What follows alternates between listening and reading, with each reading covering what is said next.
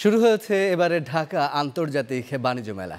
মাসব্যাপী এই মেলার প্রথম দিনে তেমন ভিড় দেখা যায়নি, তবে বিক্রেতারা বলছেন মূল বেচাকেনা সহ মেলা জমে উঠতে আরও সপ্তাহখানেক সময় লাগবে। এছাড়া প্রস্তুতি পর্বও শেষ করতে পারেনি কোনো প্যাভিলিয়ন। সৈয়দ মোহাম্মদ বাদশার ক্যামেরায় মুন্নাফ রশিদের রিপোর্ট। উন্নয়নের প্রতিচ্ছবি পদ্মা সেতুর আদলে তৈরি মেলার মূল গেট দিয়ে ভেতরে ঢুকলেই চোখে পড়বে সাজানো গোছানো প্যাভিলিয়ন। একই জায়গায় দেশি বিদেশি বিভিন্ন পণ্যের সমাহার, তাই ক্রেতাদের আগ্রহও থাকে বেশ। তবে মেলার প্রথম দিনে প্যাভিলিয়নগুলোতে ক্রেতা দর্শনার্থীদের তেমন ভিড় দেখা যায়নি। সকাল থেকে অনেকটা অলস সময়ই কাটিয়েছেন বিক্রেতারা।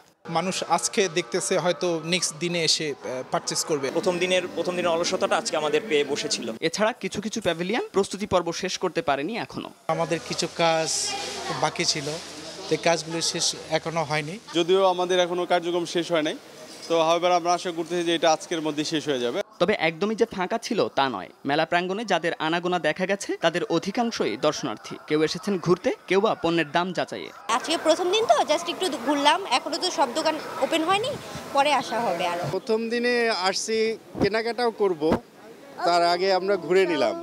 ঘুরতেও আসছি, কেনাকাটাও করব, সবকিছু চলে এসেছি। কেনাকাটার পাশাপাশি এবারও মেলায় তরুণ প্রজন্মের কাছে মুক্তিযুদ্ধের ইতিহাস তুলে ধরতে রয়েছে বঙ্গবন্ধু প্যাভিলিয়ন। এবারের বাণিজ্য মেলায় 17টি দেশের 43টি প্রতিষ্ঠান অংশ নিচ্ছে। মেগা মিনি প্যাভিলিয়ন সহ মোট স্টল থাকছে 589টি। বাণিজ্য মেলা মানেই হলো সব ধরনের পণ্য বেচাকেনার বিশাল এক আয়োজন। প্রথম দিনে তেমন জমে না উঠলেও মূল বেচাকেনা সহ সপ্তাহখানেকের মধ্যে জমে উঠবে এই আয়োজন। সেই প্রত্যাশা নিয়েই মেলার প্রথম দিনটা শুরু হলো। বিক্রেতারা বলছেন নিজেদের প্রয়োজনেই মেলা প্রাঙ্গণে হাজির হবেন ক্রেতারা। মুন্নাফ রশিদ, নিউজ 9, ঢাকা।